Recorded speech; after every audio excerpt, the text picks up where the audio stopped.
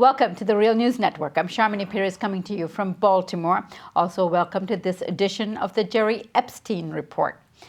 The $3.9 trillion that the federal government is planning to spend in fiscal year 2015 is your tax dollars. A budget is much about spending as it is about raising revenue. How do they raise the revenue? Your payroll taxes and what you give to the government each year. So you have a huge stake in it. Joining us to discuss how the budget will affect Dodd-Frank legislation is Gerald Epstein.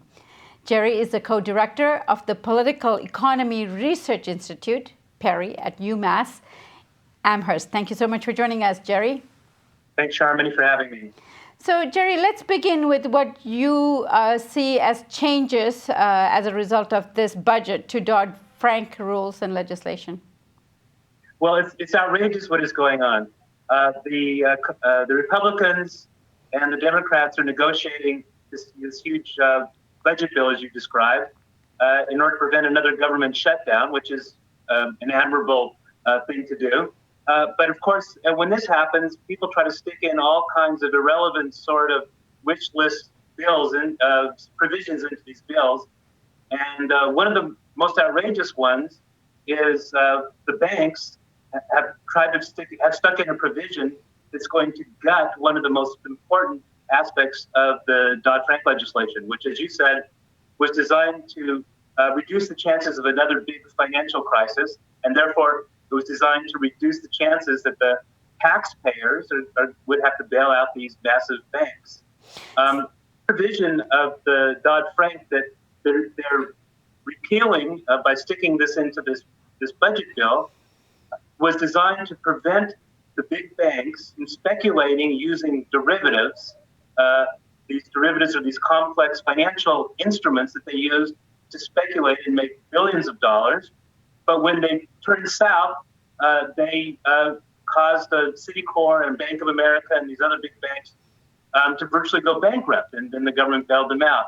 So the Dodd-Frank bill said, look, financial institutions can engage in these kinds of complex derivative speculation if they want, but banks that are supported by the government through FDIC insurance, through deposit insurance, and through having access to the Federal Reserve bailouts and so forth, they can no longer engage in this kind of speculation.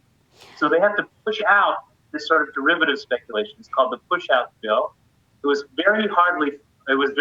fought in a very difficult battle over a long period of time, but finally got passed. And the big banks have been fighting against it now for 3-4 years, ever since Dodd-Frank passed. And now they see their chance to get it into this big must-do bill, and it's going to gut even further the Dodd-Frank legislation and make it much more likely that these big banks can start speculating or continue to speculate, and makes it much more likely that the taxpayers are going to have to bail them out again. So, Jerry, businesses and the Republicans are saying that the Dodd-Frank bill is too restrictive, that they need the positive use of derivatives to grow the economy, create jobs, and invest. How do you respond to that?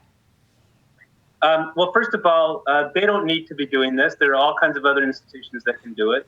But second of all, that's not how they use the derivatives.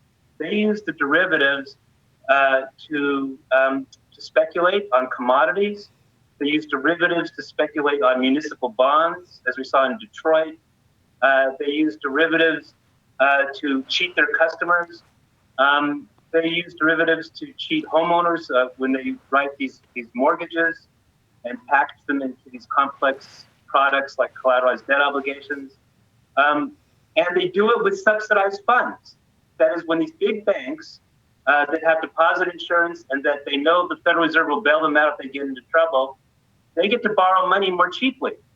Therefore, they get to speculate using cheaper money. They make much more profits. They pay their CEOs and their rainmakers millions and millions of dollars each year.